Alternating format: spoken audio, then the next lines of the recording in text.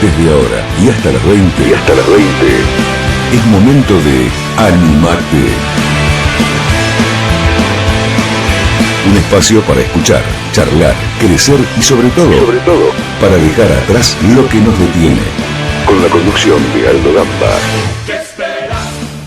Lo anunciamos en las redes sociales, vamos a estar hablando de un tema muy importante, muy delicado, y decidimos tener un lujo de poder estar hablando de lo que es el acoso laboral, lo que es violencia laboral. Seguramente te vamos a preguntar, pero él también lo titula como la esclavitud moderna.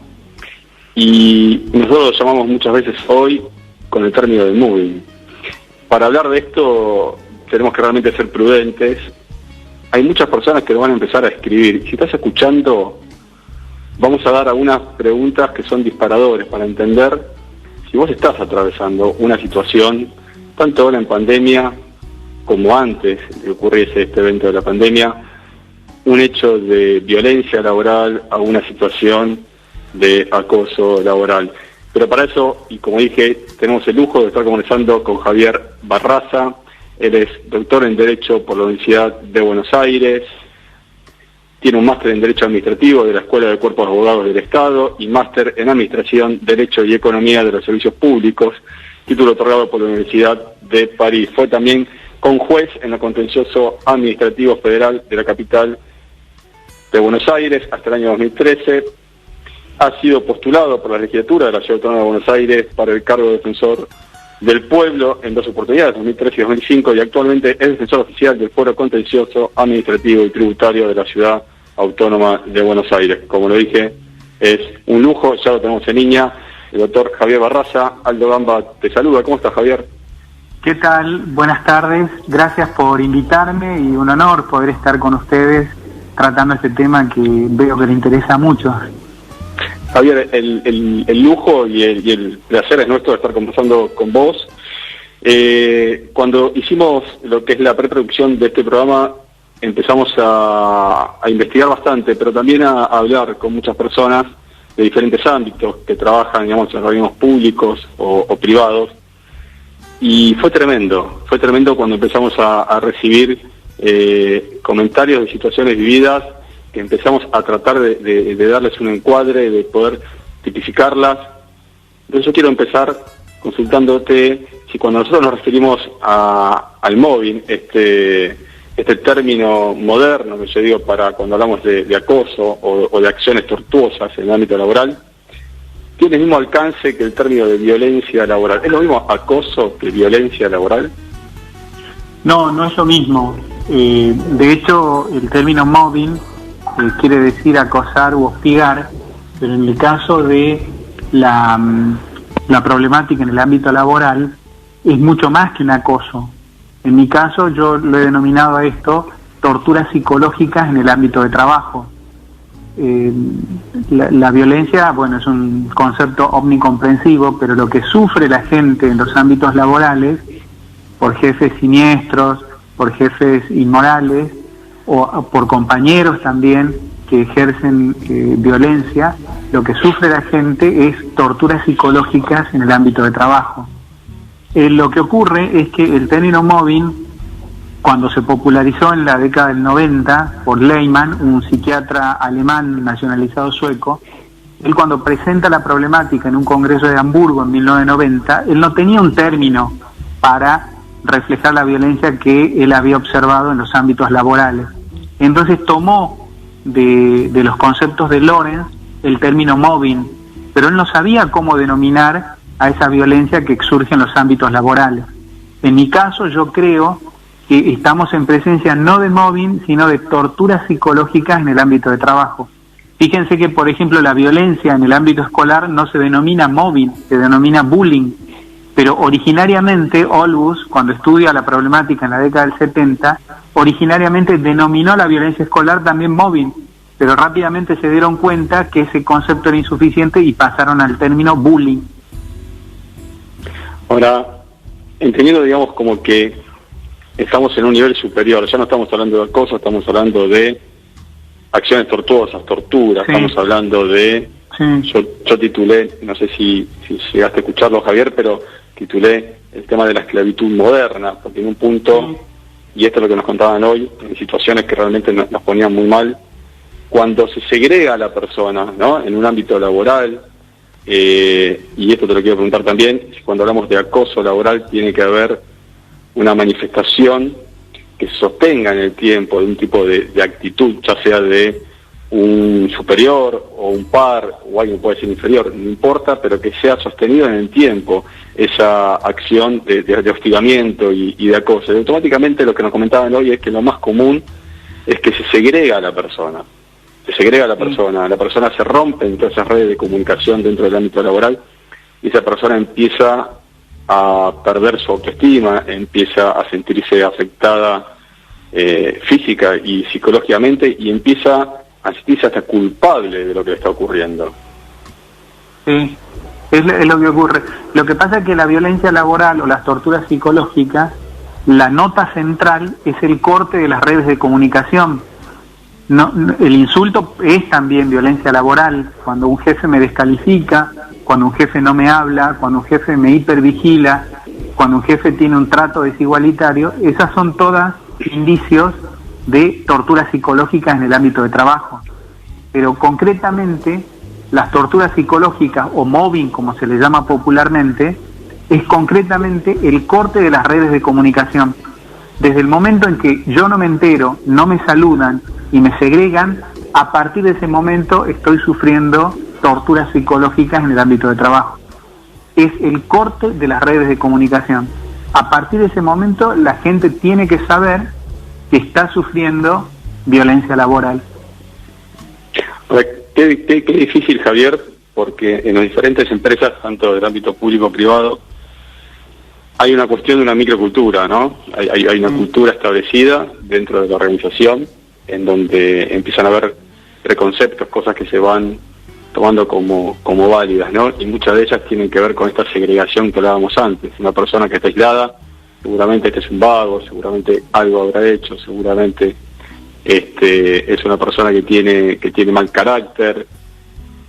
¿Cómo hace esa persona para reconocer que lo que está sufriendo es violencia laboral y qué herramientas primarias tiene? ¿Cuál es la primera herramienta que tiene esa persona que por lo general se da cuenta una vez que empieza a tener violencias físicas? Y después te voy a contar algunos casos testigos de personas que conozco, hasta personas que han fallecido, Javier, lamentablemente, por conductas tortuosas, como estábamos hablando, en el ámbito laboral.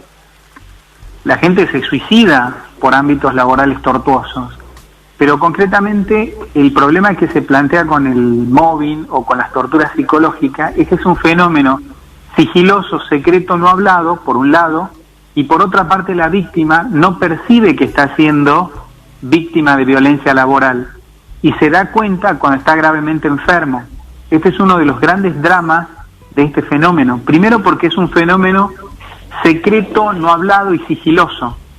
Y por otra parte, como es imperceptible en algún punto, esto que usted señalaba, por algo será, es un vago, mirá, siempre estás de mal humor. Lo que ocurre es que se confunde la causa con el efecto, ¿sí? Que una persona se haya vuelto vaga, disociadora, que conteste mal, que llegue tarde a su trabajo, no es el motivo por el que la persona debe ser postergada en su ámbito laboral, sino que ese es el efecto, ¿sí?, de una situación tortuosa. Y a veces se confunde causa con efecto, ¿sí? Cuando una persona se vuelve vaga, disociadora, le contesta mal al jefe, falta, se enferma mucho, ese es el efecto de una situación previa producto de torturas psicológicas en el ámbito de trabajo, ¿sí? ¿Y qué es lo que puede hacer la persona? Lo primero que hay que hacer es crear una cultura de que, porque muchas veces la gente no tiene idea que está cometiendo violencia laboral. A veces la gente no se le acerca a una persona porque como nadie le habla y como el grupo obra en cierta forma como un sensor social de ese microclima, entonces el otro no se acerca. Entonces lo que debe saber la persona es que cuando alguien está aislado, eso puede ser demostrativo de violencia laboral. Y por otra parte, lo que tiene que hacer la víctima es estar atenta a eso y comunicar a su jefe lo que le está pasando. Lo usual es que el jefe mire para otro lado, por esa razón es conveniente dejar alguna constancia por medios electrónicos o por WhatsApp, que también es ahora un medio válido, de que está sufriendo una situación que a él le está generando un malestar. El problema también de la violencia laboral es que empieza con un pequeño malestar. O sea, el jefe lo deja de saludar y la persona queda desconcertada. Entonces, la primera actitud es la desorientación. La persona se empieza a preguntar, ¿pero qué hizo que el jefe ahora no lo saluda? Y luego viene un tema recurrente. La persona de lo único que habla es de lo mal que pasa en el trabajo. Y finalmente, la persona se enferma, pero cuando se enferma ya es un poco tarde. Esa es la situación actual. Te voy a plantear algunas situaciones que nos fueron llegando hoy por la tarde y que seguramente nuestros oyentes que nos están escuchando se pueden comunicar a través de nuestras redes sociales y poder estar escribiéndonos también por mensaje de WhatsApp. Una persona nos comentaba hoy, ¿qué hago si en mi organización, en mi empresa, la cultura ha tomado el maltrato como parte de esta, ¿no? Como parte de la cultura? Hasta me comentaba algo que me pareció un poco lo que vos comentabas recién, ¿no? Quizás la gente maltrata porque fue enseñada a que es la forma de conducirse dentro de ese clima laboral, dentro de la empresa. ¿Qué hace una persona cuando vos entrás en una organización donde el maltrato es parte de la cultura? Bueno, lo primero que tiene que hacer la persona es defender su dignidad. Lo que pasa es que juntamente con la dignidad, la gente necesita trabajar. Entonces, yo esto lo manifesté en un libro que publiqué, porque todo el mundo habla del pleno empleo, pero la gente vive con terror el abismo de la desocupación. Y la gente vive aferrada a sus puestos de trabajo, dispuesta a soportar cualquier humillación con tal de conservar su puesto de trabajo. Entonces es muy difícil decirle a una persona, mire, no se deje maltratar porque usted tiene su dignidad. La persona lo que le contesta es, mire, yo tengo 3 hijos que darle de comer. Entonces, lo que deberíamos hacer, yo creo que es establecer medidas tuitivas o medidas protectorias del trabajador. Si una persona manifiesta que está siendo víctima de violencia laboral, el sistema jurídico debería arbitrar algunos mecanismos de protección. Porque hoy nuestro sistema laboral lo que hace es simplemente generarle a la persona una indemnización por el despido, pero la gente no quiere una indemnización. En muchos casos la gente quiere conservar su puesto de trabajo. Entonces, esta es una falencia del sistema jurídico. Hablo en el ámbito privado, porque en el ámbito de la Administración Pública Nacional ni siquiera tenemos una ley que regule en el orden federal la violencia laboral. En el ámbito de la Ciudad de Buenos Aires sí existen medidas protectorias. Cuando la persona denuncia que está siendo víctima de violencia laboral, se arbitra, mediante la ley 1225, toda una serie de medidas protectorias para quien formula la denuncia respecto del jefe acosador. Así que en Ciudad de Buenos Aires hay algunas medidas tuitivas. En el orden privado, no. Hay un oyente, justo Javier, nos está escribiendo, me parece muy interesante porque aplica a lo que acabas de mencionar, no voy a dar el nombre de él. No, por supuesto. Dice, de hecho, perdón, quiero decir algo. Uno de los problemas del mobbing o de la tortura psicológica es que la persona no quiere hablar del tema y quiere mantener reserva. Yo cuando hice toda una investigación sobre el punto, garanticé a todos los que entrevisté la reserva y solo con esa reserva estaban dispuestos a hablar. La gente no quiere hablar de su problemática libremente. ¿Sí? Esto es comprensible porque han sido víctimas de algo denigrante para la condición humana. Mirá qué interesante el planteo este. Como dice, no voy a dar el nombre, sí. Menciona, eres un hombre, y sí. Dice, en mi organización fui denunciado dentro de un proceso interno que tiene la empresa por maltratar a una persona. Lo raro de todo esto es que se llevó a cabo un proceso en el cual, a diferencia de lo que estipula la ley, fui condenado de entrada hasta el final del procedimiento para demostrar que yo era inocente. Al final del procedimiento, interponiendo un abogado, pude demostrar que en realidad yo no había llevado adelante ningún tipo de maltrato. ¿Qué pasa en situaciones quizás son al revés, cuando porque también puede suceder, como este caso, Claro. una persona es denunciada, la organización o la empresa tiene un procedimiento interno para llevar adelante el resguardo de la persona que supuestamente está siendo acosada, y resulta que no es así, es una denuncia que no corresponde. Bueno, ahí la persona lo que tiene es después acciones contra quien formuló esa falsa denuncia. O sea, puede reclamar la indemnización de los daños y perjuicios por el daño a la reputación. Por supuesto que lo puede hacer. Además no nos olvidemos que usualmente uno cree que las torturas psicológicas son del jefe para con el dirigido. Es lo usual, pero también los dirigidos son violentos. El dirigido, la única diferencia es los medios con los que obra respecto del jefe, pero tanto jefes y dirigidos son violentos. A veces hay personas, por ejemplo en los grupos laborales, el simpático del grupo, ese que pone apodos, que es muy ingenioso para calificar a las personas. Bueno, ese simpático del grupo también es violento. La única diferencia con el jefe son los medios informales con los que obra. Yo he conocido una persona que tuvo un problema con la mujer que le era infiel, y como consecuencia de ello, bueno, todo el mundo hablaba de esa situación. Y en un momento, este señor, el que era víctima de esa infidelidad, sufrió la pérdida de un ojo en un accidente, quedó tuerto. Entonces, cuando vuelve a su lugar de tarea, vuelve con un ojo de vidrio. Y este simpático del grupo le puso de apodo ciervo embalsamado, porque el ojo es de vidrio, pero los cuernos de verdad. Yo me acuerdo en ese momento que todos se reían de esta situación, fue hace más de 20 años, esto fue en el año 93. Y entonces, pero a mí me quedó pensando esa circunstancia, y yo me di cuenta que esa era una situación de violencia, de una persona que no tenía poderes formales, pero que era tan o más violento que el jefe. Entonces, lo que debemos saber es que tanto jefes como dirigidos viven una guerra sigilosa, secreta, no hablada, no con armas de fuego, pero con instrumentos tan o más letales como son el apodo, el chisme, la delación, el engaño, la intriga.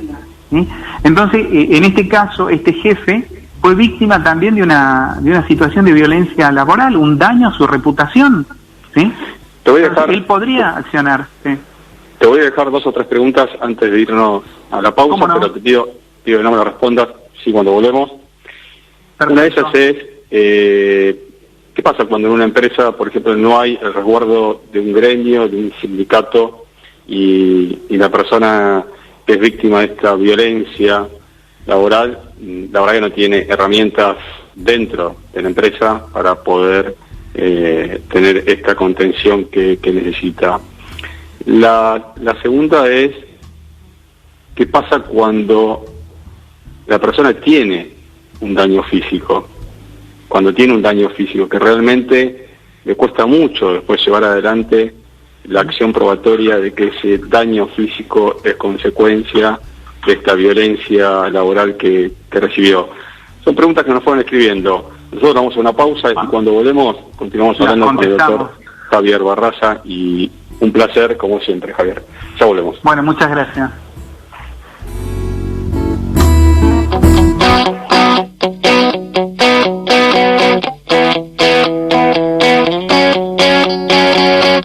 Estoy seguro que esta noche te voy a soñar, no puedo contenerlo.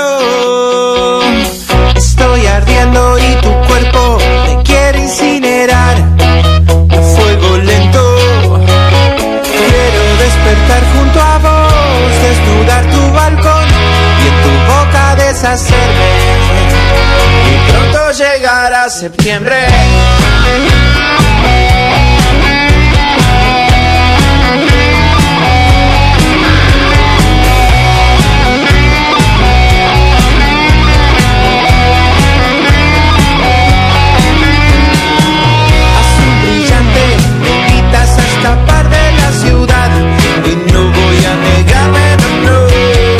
Te iré a buscar y al fin verás que puedo darte todo lo que deseas.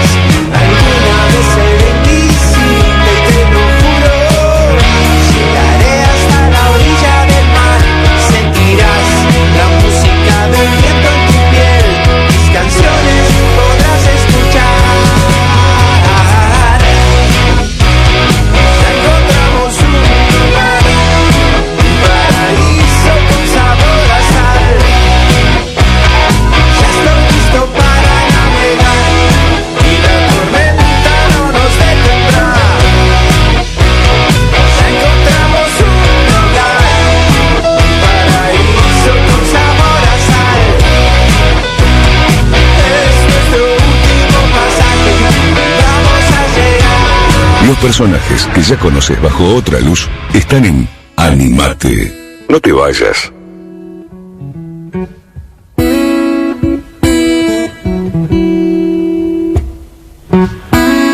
Bueno, regresamos, gente, 19:52 y continuamos con el doctor Javier Barraza, hablando de lo que es violencia laboral, acoso, mobbing. Javier, te dejé 2 preguntas antes de irnos a la pausa. Sí. ¿Querés comenzar a responder con la primera? Bueno, respecto de la persona que señala que no hay un convenio colectivo de trabajo, correcto. La persona tiene que saber que, independientemente de la existencia de un convenio colectivo de trabajo, la persona tiene una protección legal. Esa protección surge de convenciones internacionales y de la Constitución Nacional. La Constitución Nacional establece que todas las personas tienen el derecho de desplegar su trabajo en condiciones dignas y equitativas de labor. Es decir, cualquier persona que trabaje en un organismo o en una entidad privada debe saber que está amparado por la Constitución Nacional. Eso al mismo tiempo se combina con los tratados internacionales con jerarquía constitucional, que protegen al trabajador en sus diversas formas. El hecho de que no haya un convenio colectivo de trabajo no quiere decir que la persona esté desamparada. Y por otra parte, además de esos tratados internacionales, existe una convención de lucha contra la tortura. En esa convención de lucha contra la tortura se establece que nadie puede ser sometido a un trato degradante, humillante, que le genere un daño físico, psíquico o espiritual y aún una mera aflicción. Es decir, esa persona podría invocar la convención de lucha contra la tortura cuando el jefe le dice algo que lo preocupa, porque para la convención el concepto de tortura es un concepto muy amplio. Por esas razones que yo denomino a esto tortura psicológica en el ámbito de trabajo, porque me baso en la terminología de esa convención. Y la segunda pregunta no recuerdo qué era lo que habían preguntado. La segunda pregunta te la voy a cambiar ahora, pero porque nos están escribiendo y me parece muy interesante, nos quedan pocos minutos, 2 oyentes. Sí. Uno de ellos me está diciendo, en mi empresa se trabaja por productividad, esto es consecuencia de un mundo moderno, por logro de objetivos. ¿Cuál es la delgada línea? No, esto te lo estoy traduciendo yo ahora, Javier, pero ¿cuál es la delgada línea de cuando trabajás por objetivo, trabajás por productividad y no tenés los recursos para hacerlos, o los recursos no son equitativos, o tenés estos controles, como hablábamos antes, de horarios, de restricciones de uso, por ejemplo, de Internet dentro de una empresa? ¿Hasta dónde, digamos, es parte de una cultura, digamos, correcta para poder conseguir un objetivo, para tener mayor productividad? ¿Y cuándo empieza a ser un acoso, una violencia, un maltrato laboral? Bueno, no hay que diferenciar 2 cosas. Puede ocurrir que por la naturaleza de la tarea el trabajo sea agotador, pero eso no quiere decir que haya violencia laboral. Por ejemplo, en los casinos, el croupier lleva adelante una tarea que es sumamente agotadora. Un call center. Claro, pero el call center ya me parece que es un trabajo torturante, pero por ejemplo el croupier lleva adelante en un casino operaciones matemáticas, reparte las fichas, hace operaciones matemáticas, paga los premios y controla la ruleta. Ese trabajo, al cabo de 30 minutos o 40 minutos, no sé lo que establece el convenio, la persona se agota. Entonces es necesario reemplazar a ese croupier por otro, ¿sí? En ese caso, si la persona sufre un desgaste físico, lo que se llama burnout o el síndrome del quemado, en ese caso no hay violencia laboral, sino que por la naturaleza de la actividad la persona quedó agotada. Eso por un lado, no hay acá una violencia laboral, sino que la actividad es sumamente agotadora. Ahora bien, si yo trabajo en un call center y a mí me dicen, bueno, a partir de ahora usted debe tener al final del día 600 clientes. Eso no es trabajo por objetivo, eso es trabajo a destajo y explotación, ¿sí? Cuando a mí me establecen objetivos de imposible cumplimiento, a partir de ese momento estoy siendo víctima de violencia laboral, ¿sí? Debe ser algo razonable. Ahora el trabajo a destajo se le llama trabajo por objetivo. En el norte, por ejemplo, se trabajaba a destajo en las zafras, que era el corte de la caña de azúcar con machete, y se pagaba por brazada. Bueno, eso que antiguamente se llamaba de esa forma, ahora se ha mutado y ahora se llama trabajo por objetivos. ¿Qué trabajo por objetivos? Trabajo a destajo. Si usted le impone a un trabajador objetivos que son de imposible cumplimiento, ahí lo que está haciendo usted es una tarea de explotación y está sometiéndolo a una tortura psicológica. De hecho es lo que ocurre en los call centers, que le imponen objetivos de imposible cumplimiento. La persona no puede ni comer, no puede ni ir al baño. Nos escribe otro docente y nos dice, sí, ¿qué pasa cuando te asignan un tipo de tarea donde las condiciones laborales cambian por completo y además no estoy capacitado para poder realizarla? Claro, bueno, ahí no hay violencia laboral, sino lo que hay es un ejercicio abusivo de lo que se llama ius variandi, es decir, la potestad que tiene el trabajador de variar las condiciones del trabajo. El empleador puede hacer eso, pero dentro de límites razonables, ¿sí? Y además puede variar dentro de sus capacidades. Por ejemplo, usted trabaja como personal de maestranza, ¿sí? Entonces yo digo, bueno, a partir de ahora usted va a llevar adelante la tarea de dictámenes jurídicos. Y mire que lo estoy ascendiendo de puesto, Pero yo le diría, mire, yo no estoy preparado para eso. No, yo lo estoy ascendiendo. Y como usted no cumple, bueno, lo echamos de su ámbito de trabajo. Entonces yo digo, no, mire, nunca lo acosé yo, Además lo ascendí. En realidad es un modo encubierto de generar una tortura psicológica. A veces puede ocurrir que lo suban de tarea, pero ese ascenso en definitiva es un modo de torturarlo. Y lo mismo, si a la persona le cambian las condiciones de trabajo, debe ser dentro de un marco de razonabilidad. Por ejemplo, yo trabajo, en un supermercado en la capital federal y me dicen, bueno, a partir de ahora usted va a trabajar en Pacheco, en la provincia de Buenos Aires. A partir de ese momento hay un ejercicio abusivo del ius variandi.